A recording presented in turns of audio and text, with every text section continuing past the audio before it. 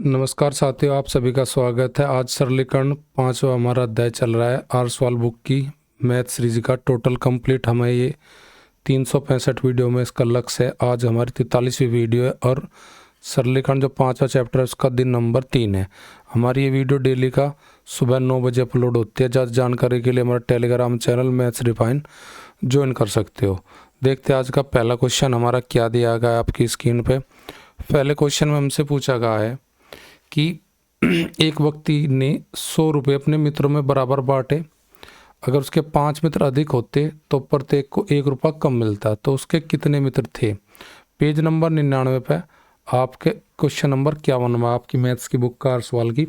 तो निकालते हैं इस क्वेश्चन को। देखो, सबसे पहले हम ये मान लेते हैं कि उसके टोटल मित्र हम थोड़ा बेसिक से बता देते, फिर 10 सेकंड के निकालने की अप्रोच बताएंगे। माना 100 रुपये हम एक्स मित्र में बांट रहे। अगर यही 100 रुपये इस एक्स से 5 आदमी और ज़्यादा होते हैं उसके मित्र, तो उनमें फिर जो रुपये बटते उनमें अंतर आता। जो पहले बटे और 5 अधिक करके बांटता तो उनमें अंतर आता 1 रुपये का। अगर मैं यहाँ से ऑप्शन उठा लूँ, एक्स का मान 20 ले लूँ और जब मैं देखूँ 20 पंजे 100, प्रत्येक मित्र को 5 रुपये मिल ले। अगर 20 में 5 जोड़ दूँ तो मेरे पास 25 हो जाएगा। 25 चौका 100। प्रत्येक मित्र को अगर 5 अधिक होते तो यानी कि एक को 4 रुपये मिलते। 5 और 4 का अंतर मेरे पास कै रुपये आ गया? 1 रुपये। कहने मतलब उसके पास टोटल मित्र 20 थे। अगर वो 100 रुपये 20 आदमी को दे रहा तो एक आदमी को कै रुपये देगा? 5 रुपये।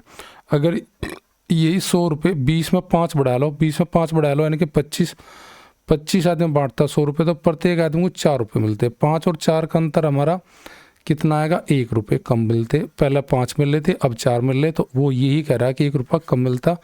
तो मेरा ऑप्शन राइट कौन सी ऑप्शन में हो जाएगा? ऑप्शन नंबर फर्स्ट में हो जाएगा। देखिए, हमारा क्वेश्चन निकालने की अप्रोच क्या होनी चाहिए।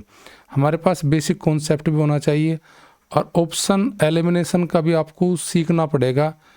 अगर आप एलिमिनेट कर लेते हो ऑप्शन को, और ऑप्शन एलिमिनेट वही कर सकता है जिसका बेसिक बहुत स्ट्रॉन्ग है।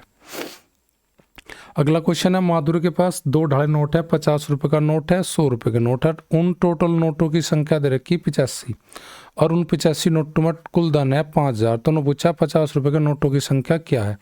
देखिए, बेसिक तरीके से अगर हमसे देखें 50 रुपये के नोटों की संख्या पूछी तो मैंने मानना कि 50 रुपये के नोटों की संख्या एक्स नोट है। अगर हम देखें 100 रुपये के नोट कितने हो जाएंगे, तो कुल नोट 85 है, 85 में तो एक्स घटा लगे हम। ठीक है जी। अब हम 50 की गुणा करेंगे एक्स में और प्लस 85 माइनस एक्स में गुणा करेंगे 100 की, और गुणा करके बताएंगे टोटल बराबर कितने रुपए? 5000 रुपये। एक तरीका तो यहाँ से एक्स की वैल्यू आप निकाल सकते हो। ये मेरा बेसिक तरीका है भाई। यहाँ से आप निकाल लोगे, सोल्व करके आपका एक्स की जो वैल्यू आएगी वही हमारा आंसर हो जाएगी। दूसरी अप्रोच क्या है, आपके पास 2 ढाई नोट है, 50 के नोट है, 100 रुपये का नोट है जी। हम एलिगेशन से भी निकाल सकते हैं। टोटल जो रुपये है हमारे 5000 है, उसको बीच में रख लेंगे। अगर मैं ये मान लूँ 85 के नोट सारे नोट 50 के होते तो हमारे पास कितना धन होता? तो उस टाइम पर हमारे पास धन होता जी 4200। अगर 100 के 100 नोट 85 नोट 100 के होते तो हमारे पास टोटल जो रुपये होते हैं 8500 होते। ना तो सारे नोट 50 के हमारे पास और ना ही 100 के, मिक्स है। तो एलिगेशन इसमें हम लगा लेंगे। 5000 में 4200 घटा के 750 आ जाएगा। 5000 घटा के 85 में से तो 3500 आ जाएगा। अब इनको सोल्व करेंगे हम।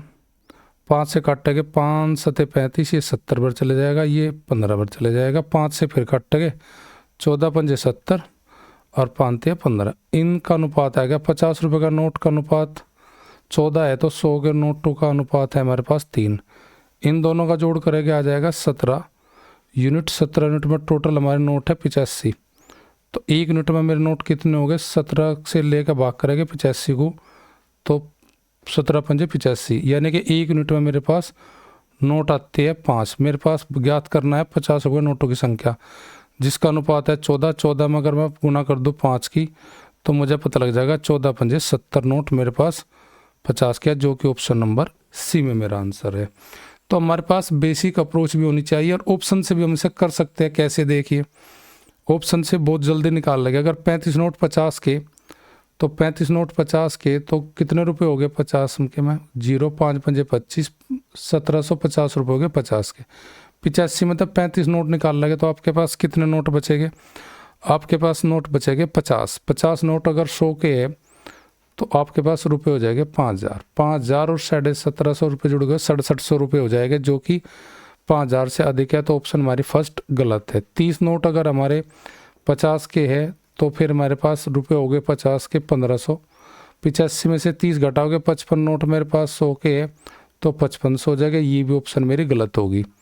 अगर मैं 70 लेता, 70 नोट मेरे 50 के है तो मेरे पास हो जाएगा धन 50 के में 3500। 70 नोट अगर 50 के तो 85 में था 70 घटाओगे, 15 नोट किसके है मेरे पास? 100 के। तो यहाँ पे मेरे पास 100 के नोट में टोटल धन है 1500। 1500 और 3500 का जोड़ आ जाएगा 5000। ये भी मेरा राइट आंसर हो जाएगा। ऑप्शन सी भी हम सवाल कर सकते हैं। वो जोन सी ऑप्शन आपसे, जोन सा तरीका आपको सबसे बेस्ट लगता हो, जो कम टाइम में शुद्ध आता हो, वो आप अपना सकते हो। नेक्स्ट क्वेश्चन, एक कार्यालय में महिला है और उनमें आधी, जो जितनी महिला यानी कि 1/3 महिला है और उनमें आधी महिला विवाहित है यानी कि मैरिड है। उन 1/3 महिलाओं के जो मैरिड है उनके बच्चे हैं। पुरुष 3/4 विवाहित है और उनके पुरुषों में 2/3 के बच्चे हैं। ने पूछा कुल कर्मचारी कितना भाग जिनके बच्चे नहीं है। देखिए यहाँ पे फीमेल और मेल। फीमेल हमारे पास 1/3। अगर 3 कर्मचारी काम करते हैं कार्यालय में तो उसमें 1 महिला है, तो 3 में से 1 घटाएंगे तो कहेंगे कि भाई 3 में से 1 महिला है तो 3 में 2 क्या हो गए? हमारे पुरुष हो गए। महिलाओं का आधी हमारी शादीशुदा है तो 1/2 का आधा करेंगे वो शादीशुदा आ जाएगी, और शादीशुदा का 1/3 करेंगे वो आ जाएंगे बच्चे वाले। इसी प्रकार पुरुषों में 3/4 यानी कि 2/3 अगर पुरुष है उनका 3/4 भाग विवाहित है और विवाहित पुरुषों का 2/3 बच्चे वाले हैं। तो देखिए इसकी गुना करेंगे, यहाँ पे आ जाएगा हमारा महिला का कर्मचारी कितने भाग को बच्चे हैं, तो ये हमारे पास आ जाएगा 1/18। यहाँ पे हमारा आ जाएगा 3 से 3 कट गया जी, 2 दूनी 4 और 2 एकम 2, यानी कि यहाँ पे आ जाएगा हमारा मेल में से आ जाएगा 1/3। यानी कि अगर 18 वहाँ पे काम करती है महिला तो 1 महिला बच्चा है। अगर वहाँ 3 काम करते हैं पुरुष तो उन पे 1 का बच्चा है। तो इन 18 और 3 को इक्वल करने के लिए हम क्या करेंगे? इन दोनों को जोड़ लगे, तो जोड़ के हमारा एलसीएम 18 आ जाएगा। 18 कम 18 प्लस 36 18, 6 पर गुना करेगा 6 कम 6, अतः 6 और 1 7। यानी कि अगर उस कार्यालय में टोटल 18 कर्मचारी काम कर रहे तो 18 में से 7 के बच्चे हैं, तो कितने के बच्चे नहीं है? तो 18 में से 7 घटाओगे तो आप कहेंगे जी 18 में से 7 घटाएगा 11 कर्मचारी ऐसे हैं जिनके बच्चे नहीं है। 11 अर्थात 18 में से 11 यानी कि 11/18 भाग वहाँ पे ऐसे कर्मचारियों का है जिनके बच्चे नहीं है। तो ऑप्शन हमारी हो जाएगी जिनके बच्चे नहीं है 11/18। ऐसे क्वेश्चन बहुत सिंपल क्वेश्चन होते हैं, बस थोड़ा लॉजिकली होते हैं, और लॉजिकली अगर हमारा लॉजिक ठीक है तो क्वेश्चन हम इजीली बना लेंगे। अगला क्वेश्चन हमारे पास दिया है कि कहीं गेस्ट हाउस है जिसमें पहले 3 दिन का किराया 50 रुपये पर डे का है, अगले 5 दिन का पर डे 100 रुपये किराया है, अगला अगर हमें कुछ दिन और करना तो वहाँ पे 300 रुपये पर डे का देना पड़ेगा। आरंभ में 50 रुपये रजिस्ट्रेशन शुल्क है। एक अतिथि कुल 1300 रुपये का भुगतान कर सकता है, तो वो कह रहा अतिथि में कितने दिन ठहरा। देखिए पहले 3 दिन का किराया, पहले सबसे पहले तो क्या होगा? सबसे पहले तो हमारे यहाँ पे रजिस्ट्रेशन दिया जाएगा। अब बिल देखते हैं हम कैसे बनेगा हमारा। 50 रुपये तो हमारा होगा रजिस्ट्रेशन शुल्क।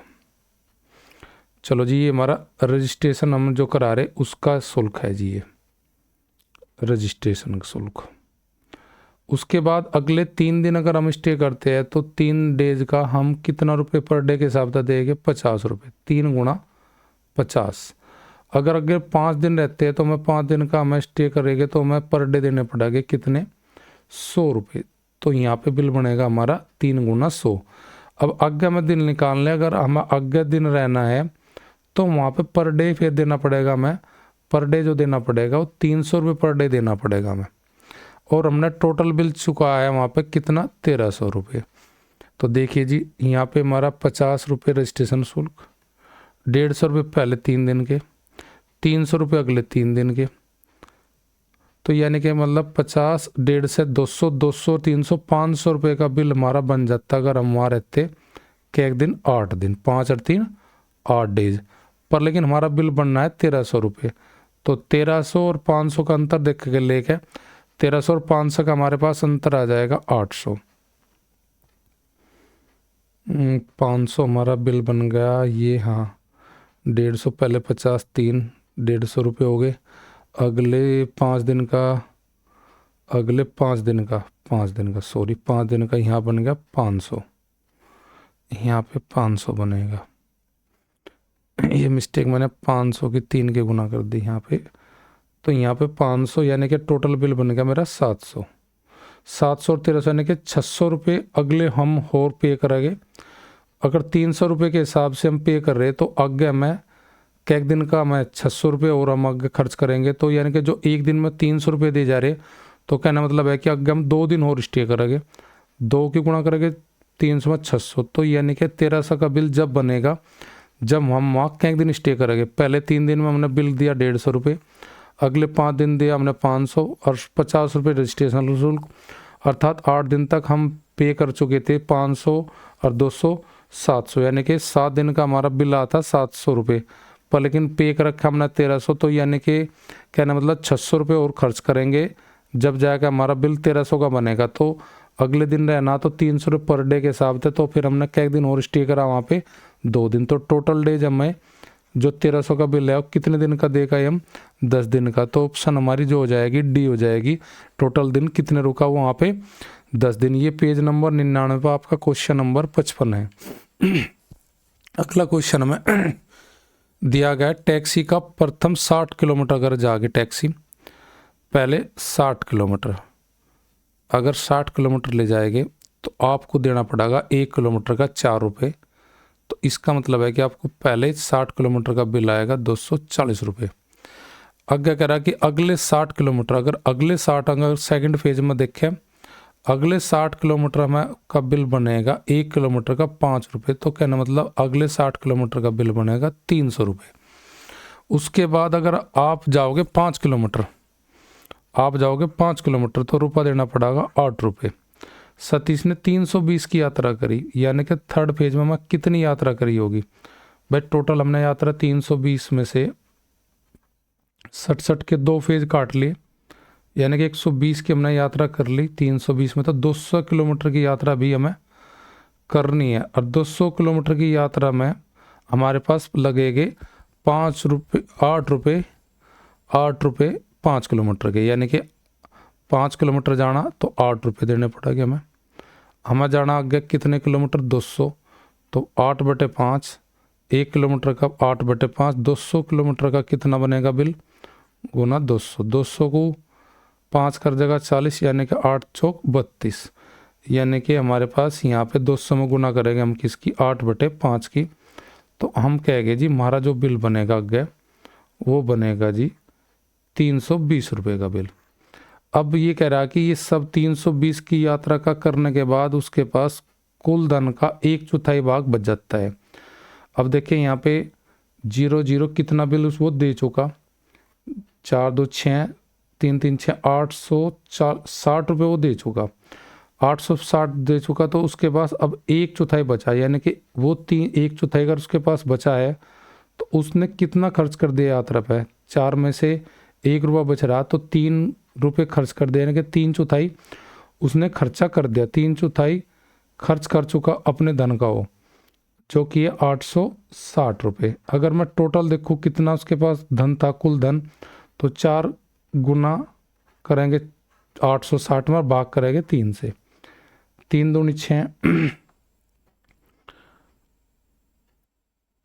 3 दूनी 6, तो ये यानी कि बच गए 2 3 8 24,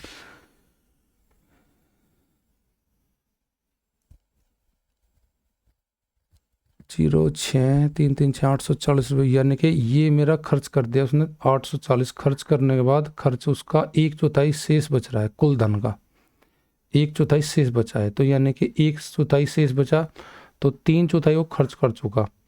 तो 3 की गुना करेंगे 3/4 खर्च कर दिया, तो 1/4 हम निकाल लेंगे किसका इसका, तो 3/4 हमारे पास खर्च होगा। 3 दूनी 6 बच गए हमारे पास 2, तो यहाँ पे 2 बच गए मेरे पास, तो यहाँ पे होगा 26, 3 8 24 बच गए 2, 3 चंग 18। तो कहना मतलब यहाँ पे पॉइंट आगा, फिर 6 इनकी गुना करेंगे तो 6 चौक 24, 6 चौक 24, 2 26, 8 चौक 32, 32 और 2 34, और 4 दूनी 8, 8 3 11, तो यानी 1140 समथिंग मेरे पास इसका आंसर चला जाएगा। तो ये मेरा ऑप्शन किस में से हो जाएगा, इनमें से कोई नहीं। अगर मैं देखें यहाँ पे क्वेश्चन को एक बार और चेक कर लेता हूँ, 8 चौक 32, 6 चौक 24, 5 चंग 30, 300, और 8 का 5/8 1 किलोमीटर 40, 300, 200, 300, 332, 006। हाँ ठीक है, 840 हमारा जा चुका। किराया देने के बाद उसके पास कुल धन का 1/4 शेष है, 1/4 निकाल लेंगे इसका, 1/4 बच रहा है, तो 8 का 1/4 निकाल लेंगे। 1/4 दूनी 8, 4 एकम 4, 4 पंजे 20, 5 7 और 10, 1075। इसका 1075 यानी कि कुल यात्रा उसके पास बचे धन का 1/4 शेष नहीं, ये 1074 नहीं, इसका 1000 ये आएगा, 1148 आएगा, इनमें से कोई नहीं उत्तर होगा। एक परीक्षा में प्रत्येक सही प्रश्न के लिए 4 अंक दिए जाते हैं, गलत उत्तर के लिए हमारा 1 अंक काट लिया जाता है नेगेटिव मार्किंग में। यदि एक परीक्षार्थी ने 75 प्रश्न हल करे हो और 125 उसे अंक मिले हो, तो उसने कितने प्रश्न सही करे। अब देखो टोटल 75 मेरे पास प्रश्न है, अगर मैं कहूँ 75 के 75 सही करते तो उसके मार्क्स कितने आने चाहिए थे, 300 अंक। अब 300 अंक नहीं ला, अगर वो 75 के 75 गलत कर देता तो उसके नेगेटिव मार्क कितने आते, माइनस के 75 अंक आते। ना तो उसके 300 अंक है और ना ही माइनस के 75। देखो एलिगेशन इस पर हम लगा लेते हैं, यानी कि राइट और रॉन्ग। अगर सारे राइट होते 300 नंबर आते, सारे गलत होते तो माइनस का 75 आता। तो यानी कि उसके जो नंबर आ रहे हैं 125 आ रहे, तो उन्हें बीच में रख लेंगे और बनाएंगे 175 माइनस, और 100 जो बीच में रखा जाता है इसकी वैल्यू माइनस होती है, तो ये हो जाएगा माइनस माइनस प्लस होकर 200, 25 8 200, 25 7 175। यानी कि अगर उसने 8 सही कर रखे तो गलत कर रखे 7, 8 और 7 का जोड़ आ जाएगा मेरे पास 15। टोटल मेरे पास 15 यूनिट हमारे आया। 15 यूनिट में टोटल कितने हमारे अंक प्रश्न है, 75। 75 को 15 से डिवाइड करेंगे तो हमारे पास आ जाएगा 1 यूनिट का मान 5। मुझे पूछा सही प्रश्न कितने, सही का मेरा अनुपात है 8, 8 के गुणा करेंगे 5 में, तो 8 पंजे 40% सही है और 35% उसके गलत है। सही पूछे थे तो मेरा आंसर हो जाएगा ऑप्शन नंबर बी हो जाएगा। यही मेरा इस क्वेश्चन का आंसर है। इसका दूसरा तरीका ये भी है करने का हमारा, अगर हम इसे बेसिक से देखें, माना मैंने एक्स क्वेश्चन सही करा तो 75 में से कितने गलत कर रखे, 75 माइनस एक्स। सही के लिए मुझे 4 नंबर दिए जाते हैं, गलत के लिए 1 नंबर काट लिया जाता है। इन सब का सही और गलत का नेगेटिव करने के बाद मेरे पास नंबर है 125, तो ये जगह 4x माइनस का 75 और जी हमारा माइनस का x, जब 1 की गुणा करेंगे तो कोष्ट में माइनस का हो जाएगा, ये x हो जाएगा प्लस का हमारा, और बराबर 125। ये इधर जाएगा माइनस का 75, जब कोष्ट हटेगा माइनस का 75 इधर जाएगा प्लस का हो जाएगा, और x और 4x जुड़ का हो जाएगा 5x बराबर 125 और 75 जोड़ेंगे तो ये हो जाएगा 200। 5x बराबर 200 के, तो x का मान आ जाएगा मेरे पास 40, और x मैंने माना था कि ठीक मेरे प्रश्नों की संख्या कितनी है। एक तरीका और है इसका करने का हमारे पास, आप ऑप्शन से लेते हो। अगर उसने सही 35 कर रखे 75 मत है, 35 सही है राइट है, तो 40 उसके हो जाएंगे वो रॉन्ग, 40 हो जाएंगे उसके वो रॉन्ग। 35 में 4 के अंक देखेंगे तो हमारे पास 140 नंबर है, गलत का 1 कटता है तो माइनस के 40 है, माइनस के 40 और 140 में अंतर आएगा 100 का, 100 प्राप्तांक नहीं है उसका 125 है, पहले ऑप्शन गलत होगी। अगर 75 में से उसने 40 सही कर रखे तो गलत कर रखी है उसने 35। यहाँ पे 4 के गुना करेंगे, अगर 40 सही है तो नंबर 160 है, गलत करा 35 तो माइनस का 35 घटाओगे 160 में तो मेरे पास प्राप्त अंक आ जाएगा 125, जो कि ऑप्शन नंबर मेरी बी हो जाएगी। यही मेरा इस क्वेश्चन का राइट आंसर है, option number B. Next video मिलते हैं नेक्स्ट सवाल को लेके और देखते हैं, अगला दिन नंबर हमारा होगा 4।